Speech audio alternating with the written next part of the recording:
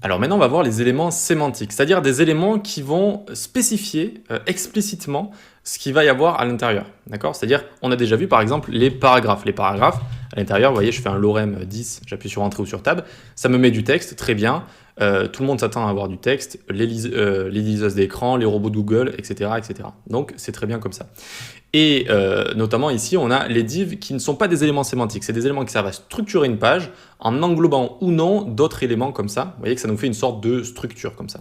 Mais il peut être assez intéressant quand on utilise ou quand on va créer du contenu particulier, comme le texte que je vous ai montré ici, d'utiliser d'autres éléments sémantiques. Donc je vais vous les montrer ici directement. On peut avoir par exemple article comme ça. Alors,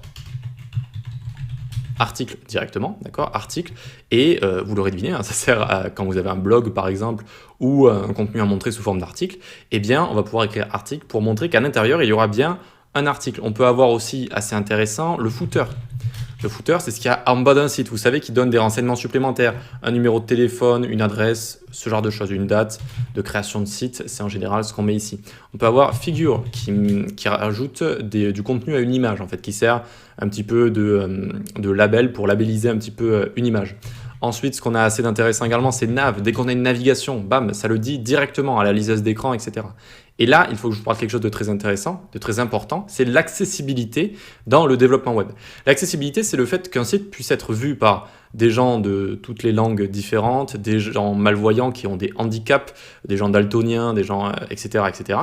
Et alors non seulement c'est bien au niveau humanisme, hein, tout simplement, altruisme de faire des sites adaptés à tout le monde, mais aussi si vous n'êtes pas altruiste, eh bien Google note très violemment et de plus en plus méchamment les sites qui ne sont pas bien accessibles. D'accord? Donc je vais vous montrer, on va vraiment avoir une partie hein, sur l'accessibilité, mais sachez que créer des éléments comme ça, sémantiques, d'accord? Donc des éléments sémantiques, ça c'est que des blocs à chaque fois, c'est comme des divs si vous voulez, mais avec un nom si vous voulez, c'est des divs avec un nom comme ça. Sinon c'est exactement la même chose, c'est juste un élément bloc. Eh bien ça aide les liseuses d'écran, ça aide les robots de Google à savoir ce qui se passe sur votre site, à du coup les liseuses aussi pouvoir lire et être prêts à ok là il y a un article, là c'est une navigation, là il y a ceci, là il y a cela. Voilà. Donc je vais vous en montrer d'autres et vous verrez quand on va créer des sites ensemble, je les utiliserai notamment pour la navigation, etc. On peut avoir un header, voilà, dans une partie haute du site, c'est un peu l'opposé du footer si vous voulez.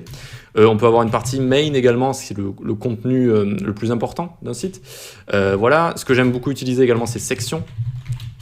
Les sites, je les découpe en sections en général, on les découpe en sections, et du coup, eh bien, on va pouvoir faire plusieurs sections suivant ce qu'on a envie de montrer. Ça aussi, c'est assez intéressant. Donc, ça me vient comme ça. Sinon, on a également Summary, par exemple. Donc voilà, je vous ai montré les plus intéressants à utiliser. Également, on va avoir donc des balises HTML qu'on va découvrir par la suite, notamment pour créer des listes. Vous allez voir qu'on utilise UL. Et en fait, UL va avoir un rôle semi-sémantique, elle va rajouter du CSS également. Vous verrez, on va le voir juste dans quelques vidéos.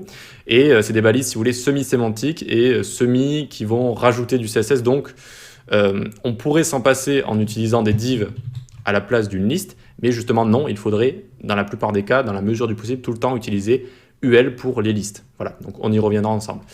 Voilà donc pour les éléments sémantiques, des éléments qui renseignent sur ce qu'il va y avoir à l'intérieur pour l'accessibilité de votre site à tout le monde, et donc pour qu'il soit plus apprécié de Google notamment et des navigateurs de manière générale, et donc pour que vous apparaissiez in fine tout en haut des résultats de recherche, c'est ce qu'on espère tous. Allez, on passe à la suite.